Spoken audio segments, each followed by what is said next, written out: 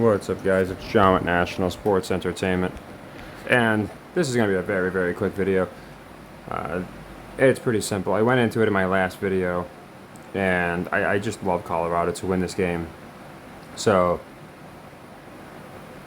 you could already see us talking about Dion getting some lucrative offers, and I think the goal, this is going to be, in my opinion, again, this is the replacement. So, if you watch the movie, I saw it again last night. Pretty funny movie, but I just don't see Dion and the Buffaloes not doing some very historical things. So in this game, I specifically like them to win. I went into my. It's funny. Phoenix and Utah can both move to 5-7. One of them, I think Phoenix is 5-6 right now. And for some reason, when I was going through the games, that one just jumped out, and I kind of had this like weird connection where I thought of Colorado. There's other teams that are 5-6, and I didn't have that feeling, but it's hard to explain. I guess it's like an intuition thing, but I do think he's going to win. And the reason I really believe in it this week more than a lot of other weeks is I think they really want to tease, can he lead the Colorado Buffaloes to a non-losing record? So going into the final week, he can finish 6-6. And to me, that's perfect. I mean, he could certainly lose, I guess. I would finish 5-7. Even 4-8 is an improvement. But I think it's gonna almost bury the guy, because it's gonna look like he got off to this great start and then he just choked the season away. Whereas he gets a couple wins that he probably shouldn't get some of these wins. TCU, Washington State, they're impressive wins. Now this one's not as impressive, but it's still an underdog win. Then they can say, okay, he finished the season pretty strong. They just need another year. They need a couple offensive linemen. They need this, that, and the other thing. So I think you have to have him win this game. At least tease, is he going to finish with a 500 record? I don't know. I'm pretty sure 6-6 is also bowl eligible, so I can't imagine they would eliminate that possibility before the final week of the college season. It's a leg 3. It's 4 units. I don't say this a lot, and this might wind up aging like cheese in a suitcase, but this is a lock. Colorado is winning this game. I'm very confident. I don't often say the word lock because anything can happen, but using my wrestling logic, again, this would, in my opinion, be like Doink the Clown eliminating Brock Lesnar in the Royal Rumble. Like, it's just not going to happen. Like, I don't think you're going to bump out Dion in this incredible journey, this great story, when he's got a shot at finishing 6-6. And he might not finish 6-6, but I think he at least put himself in that spot.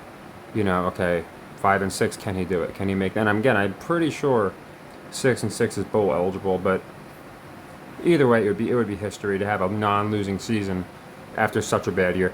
Getting a few more wins, I mean, to be honest, if he just lost 4-8, it's not even that great of a story. There's dozens and dozens of teams that have won 3 more games than the prior year. It's really not that impressive at all if you think about it.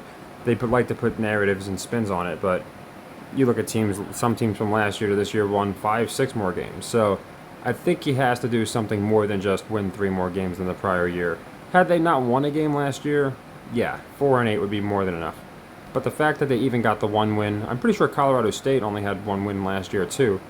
And they did the same thing with their player transfer portal, but they only transferred like 5 guys, and they called the coach, Norvell, an asshole for doing it.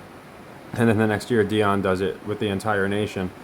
And again, it's almost like the replacements, the way this team's being booked. Great movie if you haven't seen it. Keanu Reeves as Shane Falco. I remember that guy as Falco. Everyone else remembers him as like Wick and Neo. I remember him as Shane Falco. But anyway, yeah, I think Colorado's got to win this game. I really do. And again, you can see both of them not impressive teams. But the Pac-12 has been, and I went over this last year. I did go, I don't remember the video. I could find it, but I don't care that much if people believe me or not. I said the Pac-12 is going to have like 8 ranked teams. Because last year they had a bunch of ranked teams. And they were just like all the teams that seemed like they're like I guess they try and line it up with, like, if you notice, the teams in the Pacific Conference at NBA play very similar to the teams in the Pac-12 in the NFL. Like, they air it out, they shoot threes, they play bad defense. It's really weird, So when I think of the Pac-12, I just think of like the Warriors playing the Suns or something like that, because That's why a bunch of games go over, and they're just quarterback machines. Like, they wind up being shit in the NFL usually, but they just pump out these quarterbacks. Bo Nix, you know, you got Penix probably going to win the Heisman. You got Shadira now. Obviously, you got Caleb, but there's just so many of them. They just drafted Rising. I think Rising got drafted, right? So it's like they're. I can't explain it, but it's almost like developmental territories in wrestling. It's like, okay, the Pac-12 is going to be reserved for the quarterbacks and the receivers. The Big 12 is going to be for the linemen. Or, you know, the SEC, that's where we're going to get our running backs from. It's really weird, but I've noticed this, and I'm sure people that watch college noticed it as well. And then if you look at quarterbacks drafted from certain conferences, they wind up not faring as well as quarterbacks from other conferences. You know, you got Levy's looking great. At least he's starting. Team's got playoff aspirations. I guess we'll find out with DTR. He's out of the Pac-12. In the Pac last year in college, he looked completely unstoppable. So obviously the NFL is different, but it wasn't NFL things he was doing per se. But he was making NFL throws. He was burning people, you know, and things of that nature. So we'll have to see what happens with him. I don't want to get too long-winded, but I did notice this commonality where it's almost like they know what their audience likes. So maybe the folks out west, for some reason, they like a high-scoring, flashy game, whereas the Bible Belt fellas like to see a nice, gritty, you know, low-scoring game. But it does seem to be, I guess LSU would be the only outlier because they are, as we know, they're just the biggest ass defense I've ever seen. They haven't gone under once all year because they play these Pac-12 like games. But for the most part, and especially historically, it seems like each conference has its own gimmick.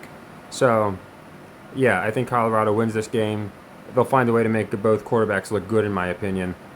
If I had to take an over-under on this, I would probably take the over, just because I think it's going to be one of those back and forth type deals where, and yeah, people might pound the over because it's Colorado, but then there was a few weeks where there was not really a reason to take the over. They weren't going over too much. So 60.5, I think they're just going to make it an exciting game that Colorado wins. Maybe similar to CSU, or maybe they finally get the first decisive win of the year. But I'm not playing the over-under. I'm just throwing that out there. If you wanted, you know, a pick on the over-under, that's what I would go with. But my only play on this is going to be it's a leg 3, 4 units, Colorado money line. And that would be really nice to hit, of course. And we got all the basketball plays as well. I went into them in my last video. So take care and happy earnings.